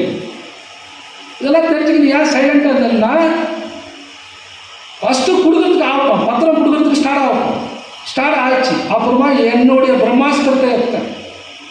என்னுடைய பிரம்மாஸ்திரம் எடுத்து எங்களுடைய தலைவர் இவரு எங்கள் தம்பி சொல்லாங்க, நான் டெல்லிக்கு அனுப்பிச்சு இந்த வீடு பிரச்சனை பற்றி நீ உடனடியாக முழுசாக வீடு கொடுங்க பத்திரம் போது, அந்த அம்மா ஃபரிதா நாய்க்குன்றவங்க இங்கே வராங்க, கேஜிஎஃப் வராங்க. எனக்கு ஃபோன் பண்ணிவிட்டு நான் வரேங்க, நீ வாங்க, நான் வரமாட்டேன்ட்டு எங்களோட டைரக்டர் அந்த அம்மா உட்காந்து பிரசிலா அவரும் நம்ம 2 பேரும் சொர்ண பவனுக்கு போகிறாங்க. தொழிலாளிகள் உரிமைக்கு போகும்போது பால்ராஜ அங்கே இருக்கிற சில பொறுக்கி பசங்க திடீர்னு முளைச்சிடுவோம், கீழே தள்ளி காலம் வச்சு தொழிலாளிகளை காமிச்சு கொடுத்துட்டு போன அதிகாரிங்க திடீர்னு தலைவர்கிட்ட ஆகிட்டுங்க. அவரை அப்யூஸ் பண்ணி, ஒரு லேடியை அப்யூஸ் பண்ணி, இதெல்லாம் தேவையா? வேற யாரும் தொழிற்சாலாவது போச்சு அதில் போய் இருந்துப்பான். இன்னைக்கு உங்களுக்காக மூடு கட்டிவிட்டு அவர் அன்னைக்கு அவமானப்பட்டு வீட்டில் வந்து அவர் கண்ணீர் செஞ்சுறாரு. இவங்களுக்காக பேச போய் என் காலம் வச்சு ஒருத்தன் பிடிச்சி தள்ளுறான், இன்னொருத்தன் டாக்டர்ன்றவன் என்னை பிடிச்சி தள்ளுறான். எப்படியா இதெல்லாம்? இப்போ சட்ட ரீதியாக கேட்குறோம், இதெல்லாம் எங்களுக்கு கொடுன்றது இவங்களுக்கு எரியுது. இவங்களுக்கு ஏன் எரியுதுன்ட்டு நான் பப்ளிக் மீட்டிங் போட்டு சொல்கிறேன். இவங்கெல்லாம் ஏன் எரியுது, இவங்க யார், இவங்க என்ன பண்ணிக்கிறாங்க, ஏன் திடீர்னு வந்தானுங்கோ, திடீர்னு ஏன் பண்ணானுங்கெல்லாம் என்கிட்ட ஜாதகம் இருக்குது எல்லாத்தையும். அது எனக்கு தேவையில்லாத விஷயம், எப்படின்னா போயிச்சுப்போம். ஆனாக்கா இன்னைக்கு நாங்கள் கேட்ட கேள்வி, அன்றைக்கி இருந்த அசோக் ரெவன்யூ மந்திரி அவர்கிட்ட நம்ம நயனா ரவி, கமலநாதன் நம்ம டைரக்டர், இவங்கெல்லாம் போய் சந்தித்து வீட்டுக்கு இலவசமாக ரிஜிஸ்ட்ரேஷன் பண்ணுங்க. இந்த பொசிஷன் சர்டிஃபிகேட் கொடுத்துட்டா நீ உரிமையாளர் கிடையாது. இந்த பொசிஷன் சர்டிஃபிகேட்டில் ஜெயக்குமாருக்கு அப்புறம் அவர் பிள்ளைக்கு பொண்டாட்டிக்கு இந்த சொத்து சேரும்னு எழுதி கொடுக்கல, சும்மா கொடுத்துட்டேன். நான் செத்தா அப்புறம் சொத்து யாருக்கு தெரியாது. இது எல்லாருக்கும் பொருந்தும். நம்ம என்ன பண்ணோம்னா ஒரு சேல் சர்டிஃபிகேட் தான், இந்த வீடை விற்றுட்டேன், இந்த வீடு வந்து அவர் எதுனா பண்ணலாம். That is called the absolute sale rights. எனக்கு அப்புறம் என் பிள்ளை, என் சந்ததி, நான் வாங்குவேன், விற்குவேன், ஆல்டர் பண்ணுவேன், அந்த உரிமையை கொடுக்கல உனக்கு. அந்த உரிமையை கிடைக்கணும்னாக்கா நீ போய் ரிஜிஸ்டர் பண்ணணும். ரிஜிஸ்டர் பண்ணி முனிசிபாலிட்டிக்கு வந்து காத்தா ஓப்பன் பண்ணணும். காத்தா ஓப்பன் பண்ணால் உங்கள்கிட்ட டைட்டில் கிடைக்கும். அப்போ தான் நீ முழுமையான உரிமையாளர். ஆனாக்கா 2 வருஷத்துக்கு முன்னாடியே ஸ்டார்ட் பண்ணிட்ட ரிஜிஸ்ட்ரேஷனை. எத்தனை எதிர்ப்பு ஃபோன் பண்ணி மறக்கிறாங்க. ஏன் ரிஜிஸ்ட்ரேஷன் கேட்குறாங்க? அறிவு கட்டணும். ஒருத்தருக்கு சாப்பாடு போட்டு விருந்து கொடுத்தீங்கன்னா வயிறு நிறைய சாப்பாடு போட்டு அனுப்பணும். ஒருத்தருக்கு சொத்து கொடுத்தீங்கன்னா முழுமையாக கொடுக்கணும். பேருக்கு ஒரு பொசிஷன் சர்டிஃபிகேட் கொடுத்து அவன் செத்துக்கு அப்புறம் அவன் புள்ள கொண்டாட்டி நடுத்தர நிற்கிறது தான் இன்றைக்கி அந்த திட்டம். அரசாங்கமும் கூட இல்லை, அரசாங்கத்துக்கு துணை போடுறது தான் இன்றைக்கி தொழிற்சாலை சொல்லி தெரிஞ்சுருக்கிறாங்க. நான் சொல்கிற மாதிரி இந்த வீடு பிரச்சனை தான் உன்னோட பிரச்சனை கிடையாது. உன் பிரச்சனை, உன் வீடு பிரச்சனை, உன் குடும்ப பிரச்சனை. அதை முழுமையாக தெரிஞ்சுக்கணும். தினகரன் செய்தியில் இன்னைக்கு ஒரு முழு பத்திரிகை அவங்க அலசி ஆராய்ச்சி ஒரு நோட்டீஸ் ஒரு ஆர்டிகல் போட்டாங்க. அது ஒரு பொக்கிஷமாக பாதுகாக்கணும். நீ இல்லைன்னா உன் உள்ள படிச்சு தெரிஞ்சுப்பாங்க. அவ்வளோ அழகாக அது எழுதியிருந்தாங்க. அவ்வளோ அழகான ஒரு திட்டம். ஸோ இந்த வீடு என்னன்னாக்கா இன்னைக்கு முழுமையாக நீங்கள் கொடுத்தீங்கன்னா நாங்கள் ரிஜிஸ்ட்ரேஷன் கவர்மெண்ட் ஒத்துக்கிச்சு. நாங்கள் ரிஜிஸ்ட்ரேஷன் உங்களுக்கு கம்மி காஸ்ட்டில் பண்ணித்தரோம். பங்காரப்பேட்டிலையோ கேஜிஎஃப்ல ரிஜிஸ்டர் ஆகுது, நேராக நீங்கள் கமிஷனருக்கு எடுத்துகிட்டு வரணும். கமிஷனர் முனிசிபாலிட்டிக்கு கொடுத்தீங்கன்னா அவர் காத்தா ஓப்பன் பண்ணி பிஐடின்னு வாங்க, அது ப்ராப்பர்ட்டி ஐடி. இந்த ப்ராப்பர்ட்டி ஐடியை கொடுக்குவாங்க. இன்னைக்கு கவுன்சிலரில் நான் கூப்பிட்ட ஒரு அவசியம் என்னன்னாக்கா, தயவுசெய்து அண்ணா இவர் நம்ம விஜயகுமார் இருக்கிறாரு, பாண்டியன் மற்ற கவுன்சிலருக்கு எடுத்துன்னு போங்க. 15 வார்டு மைனிங் ஏரியாவில் எல்லாம் பொம்மையும் ஏன்ச்சு ஒரு கேள்வி கேட்க முடியாது. கவுன்சிலர் அரசாங்கத்தில் என்ன மானியம் வருதோ அதை தான் மைனிங் ஏரியாவுக்கு வரும். முனிசிபாலிட்டி ரெவன்யூ ஒன்று இருக்குது, டேக்ஸ் கலெக்ஷன் கடைங்க அவங்க கட்டுறது, அதில் 1 பைசா எடுத்து மைனிங் ஏரியா போட முடியாது. ஏன்னா முனிசிபாலிட்டி சட்டம் என்ன சொல்லுதுன்னா, எங்கே டேக்ஸ் கலெக்ட் பண்ணுறது நீ அந்த இடத்துக்கு தான் அந்த செலவு பண்ணணும், வேறு இடத்துக்கு போடக்கூடாதுன்னு. இப்போ நான் கேட்குற ஒரு கேள்வி, நானும் டேக்ஸ் கட்ட தயாராக இருக்கிறோம், ஏன்னா நீ டேக்ஸ் வாங்கல? கேட்கணுமா கேட்கக்கூடாது? யார் கேட்கணும்? இது எலெக்டான ஒரு முனிசிபல் கவுன்சிலர் போய் கேட்கணும். எப்படி பர்மிஷன் இருக்குதுன்னு பார்த்தீங்கன்னா 2002-03 அன்னைக்கு இருந்த நகர சபையும் பிஜேபி மேனேஜ்மெண்ட்டை எம்ஓயு பண்ணுறான். அப்போ மேனேஜ்மெண்ட் எழுதி கொடுத்துக்கிறான், we have no objection, you can collect tax for water and sanitation கொடுத்துருக்கோம். நான் சொல்கிற அன்பு மக்களே, அரசாங்கத்துக்கு நீ டேக்ஸ் கட்டி ஒரு ரிசிப்ட் வாங்கிட்டு தான் நீ உண்மையான குடியுரிமை உள்ள மக்கள். அந்த 100 ரூபாவோ 50 ரூபாவோ நீங்கள் கட்டினா தான் உண்மையான மக்கள். அதனால இன்னைக்கு நாங்கள் கவுன்சிலரில் கூப்பிட வேண்டிய நோக்கம் என்னன்னா, தயவுசெய்து ஒரு ரெசல்யூஷன் பாஸ் பண்ணி 2002-03 எம்ஓயு பண்ண பிரகாரம் பிஜேபி ஒத்துக்கு நாங்கள் டேக்ஸ் எல்லாம் வருஷத்துக்கு 50 லட்சம் நான் கட்டுறேன், இது வரைக்கும் 1 பைசா கட்டல, அவங்களும் கட்டல, நம்மளும் கட்ட முடியல. ஆனால் அவன் என்ன பண்ணுறான், நீ கணக்கிலே இல்லைன்னா. அதனால் இந்த கவுன்சிலருக்கு வேலை என்னன்னா, டேக்ஸ் வாங்கிக்கோ, மூடிக்கு நான் சொல்கிற வேலையை செய்யுது. நான் ஏன்னா உங்களுக்கு பிச்சை கேட்கணும்? அவன் கேட்குறான், சொல்கிறான் முனிசிபாலிட்டியில் பிஜிஎம்எல் ஏரியாவுக்கு on humanitarian consideration we are extending the services சொல்கிறோம். மனித நியாய அடிப்படையில் ஒரு வேலை செய்ய யாருக்கு மனித நியாயம்? எங்களுக்கு மனித நியாயமா? இன்னைக்கு 150 காலமாக இந்த நாட்டுக்கு முதுகெலும்பாக இருந்த மக்களுக்கு மனித நியாயத்தில் தான் ஸ்கீம் வந்து. அதனால நான் சொல்ல வேண்டியது என்னன்னா, டாக்ஸ் சிஸ்டம் கொண்டு வாங்க. புதுசாக இல்லை, ஏற்கனவே இருக்குது. 2002, 2003 20 வருஷத்துக்கு முன்னே சைன் பண்ணிக்கிறான். வாங்க மாட்டேன். இந்த தப்பு யாரு? ஏன் நீ வாங்கல? அது உன் தப்பு. மேனேஜ்மெண்ட் கொடுக்குறாங்க, அவன் கட்டவே இல்லை. 24 வருஷமா காசு 25 கோடி ரூபாய் டியூ இருக்குது, கட்ட மாட்டான். அதனால அந்த டாக்ஸ் சிஸ்டத்தை கொண்டு வாங்க. அப்புறம் பார்த்தாக்கா நம்ம பத்திரிகை தலைவர் இவர் நம்ம சகோதரர் ஸ்ரீதர் பிள்ளை போய் ஒரு இது கேட்க பார்த்தீங்கன்னா சொல்றீங்கன்னா, ஜெயக்குமார் சொன்னால் ஓல் ஓடுறான்டா, இவனுக்கு இதே வேலைடா, ரைட்டா? இப்போ கமிஷனர் சொல்கிறாரு, அத்தெல்லாம் ஓடுன்னு வரணும்.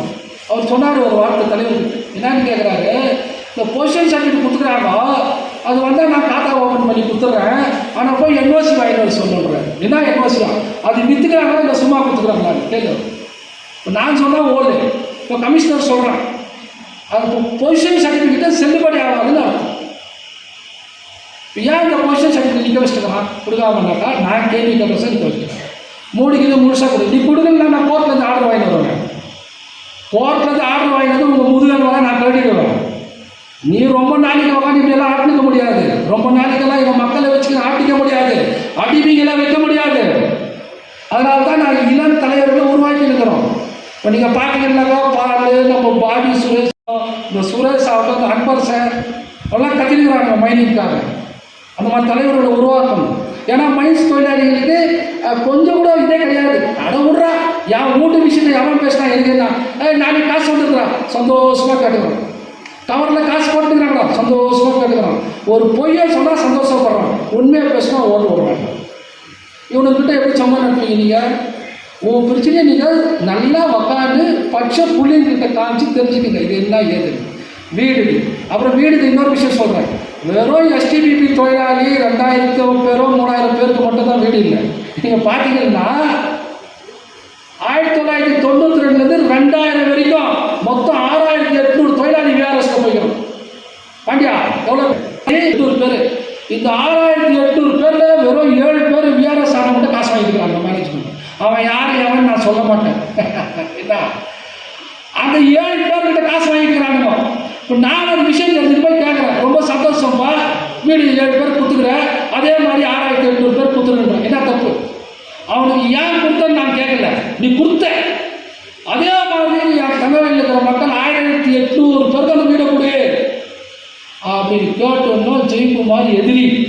தொழிலாளிகளுக்காக குரல் கொடுத்தா ஜெயக்குமார் எதிரி, தொழிலாளிகளுக்கு அவனுக்கு போய் பேசினாலும் ஜெயக்குமார் எதிரி. நான் 6800 பேர் வீடு கட்டு நான் கேட்டேன், பார்ப்பா ஹைகோர்ட் ஆர்டர் எத்தப்படி என்ன கொடுத்துருக்கு அந்த ரோடு, ஏற்கனவே விஆர்எஸ் பெற்ற தொழிலாளர்களுக்கு இந்த வீடு கொடுக்கணும்னு ஆர்டர் ஆகிடும். Extended to all the category of employees போட்டுக்கிறோம் தலைவர் கேபினட் டிசிஷன். எல்லா கேட்டகரி, இந்த கேட்டகரினா என்ன அப்புறம் நல்லா தெரிஞ்சுக்கங்க. What is the category of எம்ப்ளாயிஸ்னால் நான் சொல்கிறேன், எம்ப்ளாயிஸ், சூப்பர்வைசர்ஸ், ஆஃபீஸர்ஸ் அது ஒரு கேட்டகரி. ஆனால் அந்த கேட்டகரி ஆஃப் எம்ப்ளாயிஸ்னாக்கா 1992 2000 வரைக்கும் போன தொழிலாளி பேர் விஆர்எஸ் தொழிலாளர்கள். 2000 2001 529 பேர் போன தொழிலாளர்கள் விஎஸ்எஸ் தொழிலாளர்கள், வாலண்டரி செப்பரேஷன் ஸ்கீம். 2001 பிப்ரவரி கம்பெனி க்ளோசர் ஆகி வெளியே போனவங்க பேர் எஸ்டிபிபி. ஸோ இந்த 3 கேட்டகரி விஆர்எஸ், விஎஸ்எஸ், எஸ்டிபிபி. இதை தான் அரசாங்கம் சொல்லுது. இது வரைக்கும் யாரும் கேட்டுக்கிறீங்களா? நாங்கள் கேட்டு தான் இருக்கோம். மூடிக்கு மூடு போடுறா எல்லாருக்கும். எந்த ஜெயிச்சு பதிவு கேட்க வேண்டிய கேள்வி, உங்ககிட்ட ஓட்டு பிச்சை வாங்கி பதிவு அனுபவிச்சுட்டு கேள்வி.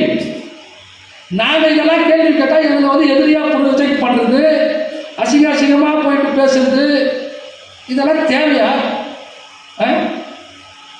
வீடு வந்துட்டு உரிமையாக இருக்குது. அரசாங்க திட்ட பிரகாரம் ஆள் கேட்டகரிஸ் இருக்கும் போது எல்லாருக்கும் கொடுத்துரு வீடு, எல்லாருக்கும் கொடு. தங்கவயலில் இன்னைக்கு 6800 விஆர்எஸ், 529 விஎஸ்எஸ், 3500 எஸ்டிபிபி தொழிலாளி போயிட்டு ஏற்கனவே ரிட்டையர் ஆகணுமோ, அப்புறம் ஆக்சிடென்ட் ஆகி செத்துங்க, அப்புறமா மைனிங் ஊடு இல்லாமல் அவனுக்கு கொடுக்கணும். இன்னும் திட்டம் வச்சுருக்கீங்க, பிரதம மந்திரி ஆவாஸ் யோஜனா கொடு, வீடை கொடு. தங்கவயலை காலி பண்ண விட மாட்டோம். தங்கவயல் பகுதியில் ஒரே ஒரு வீடு காலி பண்ண விட மாட்டோம். சட்ட ரீதியாக போராட்டத்தை எடுப்போம். அதுக்கு கேஸ் ஃபைல் பண்ணாரு யாரு? நம்ம தங்கவயல் செயல் அதிகாரி ராபின் கிறிஸ்டோபர் ஒரு அட்வொகேட்டு ஃபாதர் சந்தோஷ் ராயல் தான் எங்களுக்கு ஹெல்ப் பண்ணாரு. அவர் ஒன்றும் சாதாரணமாக கிடையாது. இந்த தங்கவயல் மக்களுக்கு என்ன பண்ணலாம் அப்படின்ட்டு எங்களை ஊக்கப்படுத்துறது அவர் தான்.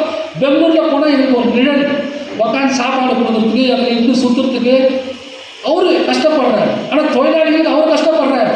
அவர் பண்ண திட்டங்களை நீங்கள் பார்த்தீங்கன்னா நீங்கள் அவர் பாரு ஜெர்மன் கிட்ட ப்ராஜெக்ட் பண்ணி ஒரு வீட்டில் இருக்கிற பொம்பளைங்களுக்கும் ஒரு பசு 10 பொம்பளைங்க சேர்ந்து ஒரு கௌஷல் அப்போ இருந்த mining Nandini military project approval பண்ணேன். டூரிசம் ஹாஸ்பிட்டலு அப்படின்னு பார்த்தீங்கன்னா நிறைய திட்டங்கள் நாங்கள் காமிக்கிறோம். இன்னும் கொஞ்சம் நேரத்தில் ஒரு 10 நிமிஷம் அந்த ஸ்கீம் எத்தனை பாருங்க அரசாங்கத்துக்கு கண் திறக்கிறதுக்கு இன்னைக்கு நிகழ்ச்சி. இன்னைக்கு பார்த்தீங்கன்னா இந்த திட்டத்துக்கு எல்லாரும் வந்துருக்கணும். ஏன்னா நாங்கள் பயந்து ஓடுறோம். ஏன் இந்த இதுக்கு நீ போகிற ஏடா என் கேஜிஎஃப் எப்படி இருக்கும் அந்த இடம் என்னத்துக்கு வெறும் குப்பை போட்டதுக்கா? அது குப்பை போட்ட இடமா? அது என்ன மாதிரி இடம்? அது என்ன மாதிரி இடம் நான் காமிக்கிறேன் உங்களுக்கு. நீ குப்பை போடாதேன்னு நான் சொல்கிறேன். ஸோ நண்பர்களே இந்த வீடு விஷயத்தை நான் சொல்லிட்டேன். 2 கேஸ் நம்ம ஃபைல் பண்ணுறோம். அதை தான் அவர் ரெசல்யூஷனாக பாஸ் பண்ணார். என்ன பாஸ் பண்ணார்? சுப்ரீம் கோர்ட்லேயே ஹைகோர்ட்லேயே செட்டில்மெண்ட்டுக்கும் வீடு கிடைக்கிறதுக்கு அவர் கேஸ் போட போகிறார். அதுக்கு இந்த பொதுக்குழுவில் நீங்கள் தீர்மானமாக போர்டு ஆகட்டும் எல்லாரும் கொடுத்தீங்க. அப்புறம் என்னன்னாக்கா என் போர்ட்லேயே இருக்கிறாங்க கொஞ்சம் பேர் பைனாமொழிங்க அவங்களெல்லாம் நாங்கள் இன்னிலேருந்து ரிமூவ் பண்ணுற பொதுக்குழு நான் தலைமைச் செயல் அதிகாரிக்கு சொல்லிட்டு தொழிலாளிக்கு நிற்கிறவன் நிற்கணும், தைரியமாக நிற்கணும், எந்த அரசியலுக்கும் போயிடக்கூடாது. என்ன பண்ண தலையை வெட்டிடுவானுங்களா? போராட்டம் போர்க்களம் தொழிற்சங்கனாவே போர்க்களம் பயணிக்கணும். அவ்வளோ திட்டிடுவாங்க. ஐயோ அவர் போனால் இது என்னடா இது என்ன போராளியா நக்சலைட்டா இது தீவிரவாதமாக இது உரிமை களம். இது சட்ட ரீதியான உரிமைகள் கேட்குற களம். அரசாங்கத்தை கண்ணை திறக்க வச்சு பாடுறாங்க ஊருக்கு காமிக்கிற ஒரு களம். நீ இங்கே வரணும் எங்கே போய் சாக போகிறீங்க? பார்க்க முடியல, புள்ளியை படிக்க வைக்க முடியல, சோறு போட முடியல, வேலைக்கு போக முடியல, உடம்புல தராணி இல்லையே, சக்தி இல்லையே, செத்தான். இதெல்லாம் பொறுப்பேற்கிறது யாரு? தவறான திட்டம் போட்ட அதிகாரிகள் தான் காரணம். That is called culpable homicide. ஒருத்தனை கொலை தூண்டுறது நீங்கள். ஸோ எங்களுடைய போராட்டம் இப்படி போயிருக்குது. இந்த போராட்டத்தை எதிர்கொள்ள முடியாத மேனேஜ்மெண்ட் ஆகட்டும் ஒரு சில சக்திகள் என்ன பண்ணுவாங்க எதிர்ப்பாக ஒரு குரூப்பை உண்டாக்கி அவனா சின்ன பையன் நான் சின்ன பையனாகவே இருந்துடுறேன் என் கூட யாருக்கும் தைரியம் தான் ஒரு மைக் போட்டு பேச மைச்சை பற்றி இல்லை அரசாங்கத்தில் நீ யாருன்னா இப்போ அந்த மினிஸ்டர் நிற்க வை நான் கேட்குற கேள்வி பதில் சொல்லி பார்க்கலாம். யாருக்காக இதெல்லாம் பெருசாக பீதிக்கிறதுக்கு இல்லை, பெரிய அறிவாளிகள் காமிச்சிக்கிறதுக்கு இல்லை, உன் உரிமைக்காக சட்டத்தில் இருக்கிற உங்களுடைய உரிமைக்காக கேட்டுக்கிற இந்த போராட்டம். இன்னைக்கு இந்த நிகழ்ச்சி நீங்கள் விட்டு வெளியே போகும்போது இருக்கிற தாய்மார்கள் ஆகட்டும் இங்கே வந்துக்கிற ஒரு சில தொழிலாளிகள் ஆகட்டும் ஒரு நம்பிக்கையோடு போகணும். நாங்கள் சொல்கிற நம்பிக்கை என்னன்னா அந்த காசை வாங்குவோம் வெகு விரைவில். எப்படி இந்த சர்வீஸ் கிராஜுவேட் பணத்தை வாங்கி கொடுத்தோமோ சும்மா இல்லை காலில் தூக்கின்னு சொல்லுவோம். தொழிற்சங்கம் சும்மா நாங்கள் விளையாட்டுக்கு நடத்தல. ஏற்கனவே 11 கோடி ரூபாய் வாங்கி கொடுத்து இந்த தொழிற்சங்கம் இந்த செட்டில்மெண்ட் பணத்தை மிக விரைவில் வாங்கி கொடுக்கும். 6 இல்லை அவன் இன்னைக்கு நாளைக்குள்ளே கொடுத்துட்டா தான் அது இந்த மாதத்துக்குள்ளே கொடுத்தா தான் அது 6 இல்லைன்னா அது எப்படி உயர்த்தணும்னு எங்களுக்கு தெரியும். அடுத்ததாக எல்லாருக்கும் வீடு மட்டும் இல்லை வீடு பத்திரம் கையில் நீ வாங்கணும்னா இந்தியாவில் இருக்கிற ஒருத்தரும் 6.5 லட்சம் ரூபாய் prime minister Awas Yojana loan வாங்கணும். நம்ம பழனி அப்புறமா நம்ம பாபி இவங்கெல்லாம் பிஜேபி தலைவர்கள். ஏன் அவங்கெல்லாம் நம்ம வச்சுருக்கிறோம் பார்த்தீங்கன்னா நாளைக்கு இந்த வீடு பத்திரம் உங்களுக்கு கை வந்துச்சுன்னா யாருக்கும் நீ போய் கெஞ்ச வேண்டிய அவசியமே இல்லை. நீங்கள் என்ன பண்ணலாம் டைரெக்டாக உன் பத்திரத்தை அப்லோட் பண்ணிட்டு 6.5 லட்சம் ரூபாய் லோன் வீடு கட்டலாம், தைரியமாக்கலாம் நீங்கள். ஸோ இந்த நேரத்தில் நான் உங்களுக்கு இவ்வளோ ஒரு தைரியத்தை உங்களுக்கு நான் கையில் கொடுக்குறேன். யாரும் அஞ்சாதீங்க. பொதுக்குழு வெளியே போகும்போது ஒரு சந்தோஷமாக போக முக்கியமாக எனக்கு ஒரு பேரே வச்சுக்கிறாங்க. இவங்கெல்லாம் விதவிக்கு யூனியன் நடத்துகிறவங்க ரொம்ப பெருமையாக இருக்குது. எங்கள் பைபிளில் சொல்லுது டெஸ்டிடியூட்டுக்கு தான் நாங்கள் துணை நிற்கணும். கைவிடப்பட்டோரோ இல்லை அவங்கள மதிக்கிறவங்களுக்கு தான் நாங்கள் இருக்கோம். நாங்கள் கூட உங்களோட அண்ணன் தம்பியாக நாங்கள் இருக்கிறோம். கேள்வி பண்ணுறோம் பண்ண போட்டோம், அதை பற்றி கவலையும் படுறதுக்கு இல்லை. அதனால் இந்த நேரத்தில் இந்த நிகழ்ச்சியை முழுமையாக இப்போது ஒரு 15 நிமிஷம் ஒரு ப்ரெசன்டேஷன் போதும். இது கடைசி கட்டமான இந்த நிகழ்ச்சி. இந்த நிகழ்ச்சியை பாருங்க, ஒரு பெரிய நம்பிக்கை வரும் உங்களுக்கு. அந்த நிகழ்ச்சியை துவக்கிறதுக்கு முன்னே இவ்வளோ நேரம் நான் கற்றுங்க கேட்டு சமாதானம் எல்லா தொழிலாளிகள் நன்றி சொல்லிக்கினேன்.